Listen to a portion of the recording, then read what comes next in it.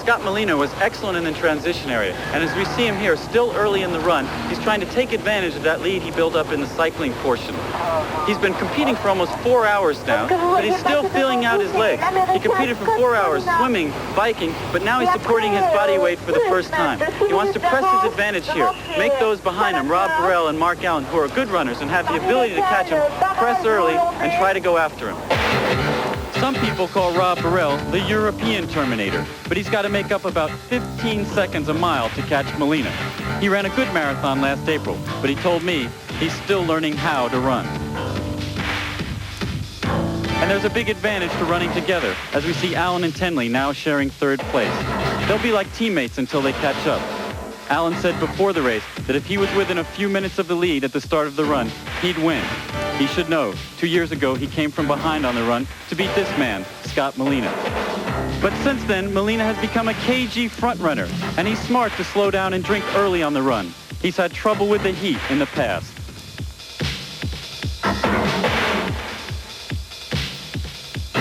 And here you see the advantage of working together. TINLEY and Allen are running well under 6 minutes per mile and have already caught BAREL. And look at this move by TINLEY. He's spurting right past BAREL, which will discourage the Dutch runner. And he's using BAREL to put some distance between himself and Allen. The view of the battle along the shores of the French Riviera as the men trying to claim a world title are early into the run.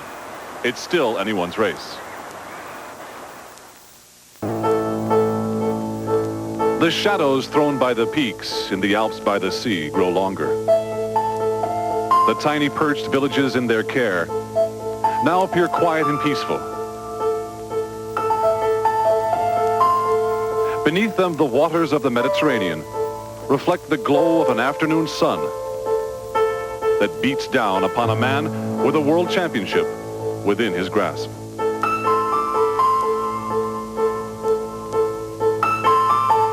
Behind him, 3 men whose only mission is to chase him, pass him, and take from him a victory of which he has dreamt through long hours of training.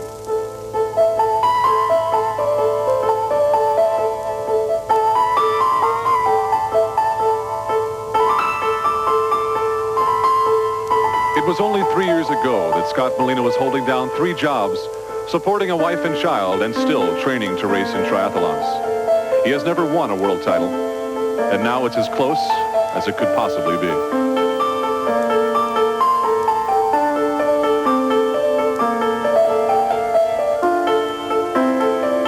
The 3 behind are now working together and slowly scratching away at the time behind.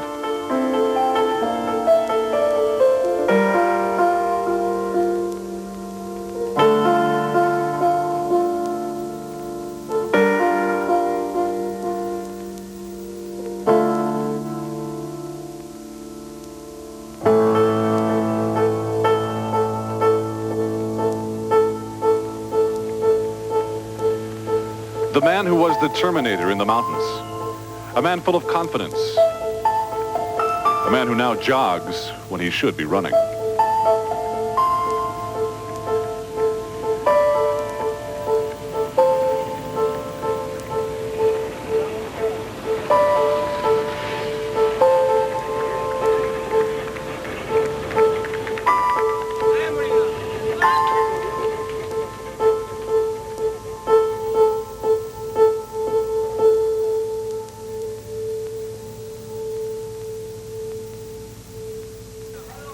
In the women's race in the transition area is COLLEEN first. Last year she came from behind on the run to win this race, but she's just coming back from a hamstring injury and has missed a lot of training. And she'll get no sympathy from this woman. ERIN Baker doesn't respect any of her opponents and wants to prove herself in her first confrontation with the Americans. This will make them appreciate me, she said.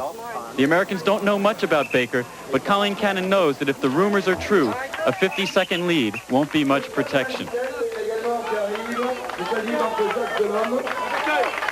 So the women's race will continue on foot, while for the men, Scott Molina has reached the halfway turnaround point in the 20-mile run.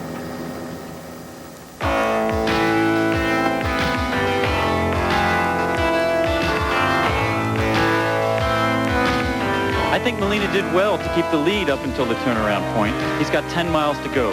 He should try to push the pace a little and at least try to look good so that when he crosses paths with the others, they'll be discouraged. But if they see him like this, it'll only make them stronger.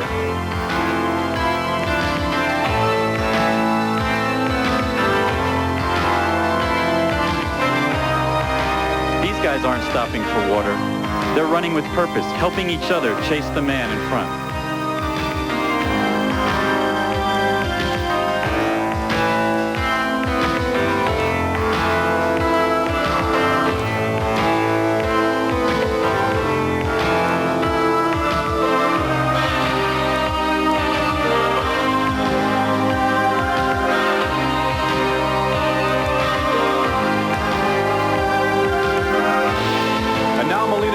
On his left, the three heading for the turnaround point.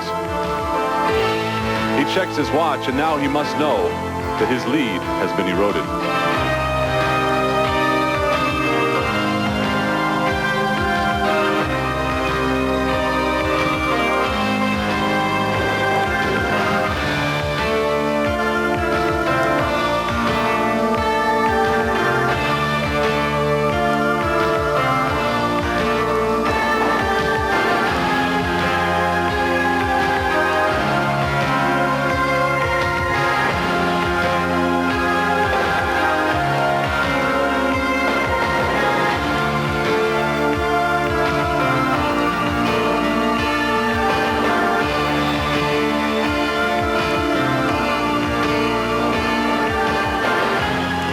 Tinley and Allen have now surged to leave BAREL behind.